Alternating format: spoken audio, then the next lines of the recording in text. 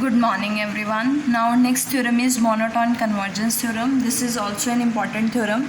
So in this we have the statement, let fn be an increasing sequence of non-negative measurable functions. fn आपके पास increasing sequence है non-negative measurable functions की, और f जो है वो किसके इक्वल है, limit n approaches to infinity fn के इक्वल है almost everywhere. Then integral f over e किसके इक्वल होगा, limit integral fn over e के इक्वल होगा. सो इसे प्रूव करने के लिए हमें सबसे पहले फटाउस लेमा शो करना है. सो सबसे पहले हम फटाउस लेमा इसमें प्रूव करेंगे, तो वो आप लास्ट वीडियो में मैंने लास्ट लेक्चर में बताया था. अब वहाँ से क्या कहते हैं कि उसमें भी ये कंडीशंस होती है कि आपके पास नॉन नेगेटिव मेजरेबल फंक्शन होना चाहिए, और f is equals to fn जो है f को कन्वर्ज करेगा ऑलमोस्ट एवरीवेयर. तो वहाँ से आपके पास क्या आता है कि अगर ये कंडीशन सेटिस्फाई होती है तो integral f over e less than equals to limit infimum integral fn over e से लेस हो जाती है ये वैल्यू. अब यहाँ पे fn जो है इंक्रीजिंग सीक्वेंस है, और f क्या है, limit n approaches to infinity fn, तो f क्या हो जाएगा, ग्रेटर हो जाएगा fn से. तो फॉर ईच n fn जो है वो less than equals to f होगा, और इसका इंटीग्रल भी क्या होगा, less than equals to f होगा. और अगर मैं यहाँ पे इन्फिमम ले लेती हूँ तो मेरे पास अपर इंटीग्रल आ जाएगा, दैट इज़ लिमिट सुप्रीमम आ जाएगी. तो लिमिट सुप्रीमम क्या बनेगी, this is less than equals to integral f dx. And as you know that कि lower integral is always less than upper integral, means limit infimum is also always less than limit supremum. So यहाँ से limit infimum जो है integral fn dx किससे less हो जाएगा, इससे less हो जाएगा. अब हम इन तीनों का यूज़ करेंगे और देखेंगे हमारे पास ये रिज़ल्ट आएगा. सो सबसे पहले हम फर्स्ट इक्वेशन लेते हैं. फर्स्ट इक्वेशन से क्या आएगा, integral f dx over e is less than equals to limit infimum integral fn over e dx, जो किससे लेस है, देखो फर्स्ट से हमारे पास ये वैल्यू जो है इससे लेस है, और लिमिट इन्फिमम हमेशा लिमिट सुप्रीमम से लेस देन इक्वल्स टू होती है, तो ये इससे लेस देन इक्वल्स टू है. और सेकेंड इक्वेशन से हमारे पास ये किससे लेस है, इससे लेस है. तो ये पूरी इक्वेशन से आपके पास ये वैल्यू किसके इक्वल आ जाएगी, लिमिट, ये चारों इक्वल हो गए. तो जब लिमिट सुप्रीमम लिमिट इन्फिमम के इक्वल हो जाती है तो उसे हम लिमिट ले लेते हैं. तो यहाँ से integral f dx over e किसके इक्वल हो जाएगा, limit integral fn over e dx के इक्वल हो जाएगा.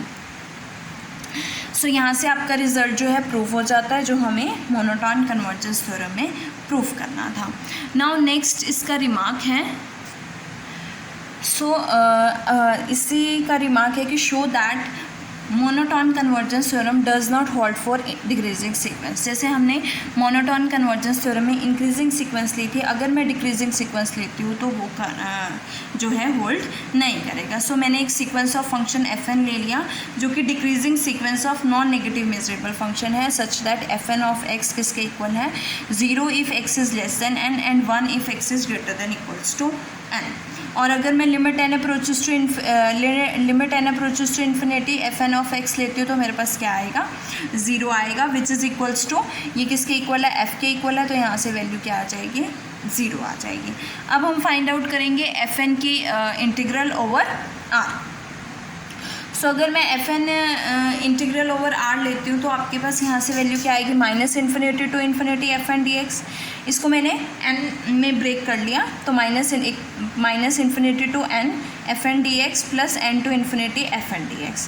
अब देखो यहाँ से माइनस इन्फिनिटी टू n है, मतलब x जो है लेस देन n है, तो यहाँ से fn की वैल्यू क्या हो जाएगी, 0 हो जाएगी. और n से ग्रेटर देन है तो यहाँ पे वैल्यू क्या हो जाएगी, 1 हो जाएगी. Greater than equals to n है तो ये किसके इक्वल हो जाएगा, measure of closed n to infinity, और ये किसके इक्वल हो जाएगा, लेंथ ऑफ इंटरवल, जो कि हमारे पास क्या आ जाएगी, इन्फिनिटी आ जाएगी. इट मीन्स कि लिमिट n अप्रोचेस टू, अगर मैं लिमिट भी लूँगी इसकी तो मेरे पास क्या वैल्यू आएगी, इन्फिनिटी आएगी. और अगर मैं f की बात करूँ तो f 0 है, तो integral minus infinity to infinity f dx किसके इक्वल होगा, 0 के इक्वल होगा, यहाँ से 0 वैल्यू आएगी. इट मीन्स ये दोनों जो हैं हमारे पास इक्वल नहीं होंगे, और अगर ये दोनों इक्वल नहीं है इट मीन्स मोनोटोन कन्वर्जेंस जो है वो होल्ड नहीं करेगी. So we can say that कि मोनोटोन कन्वर्जेंस थ्योरम के लिए सीक्वेंस जो है इंक्रीजिंग होनी चाहिए. इसी से रिलेटेड एक करोलरी है कि let un be a sequence of non negative measurable functions and let f is equals to summation n is equals to 1 to infinity un आपके पास sequence of non negative measurable functions है और f आपके पास क्या है, summation n is equal to 1 to infinity un है। तो then integral f dx is equals to summation n is equal to 1 to infinity integral un dx हमें show करना है। इट मीन्स अगर integral summation is equals to summation integral show करना है। सो यहाँ पे एफ एन को कंसिडर कर लेती हूँ कि ये summation i is equal to 1 to n तक के लिए यू आई है, तो एफ एन क्या होगा, u one plus u two plus up to so on u N.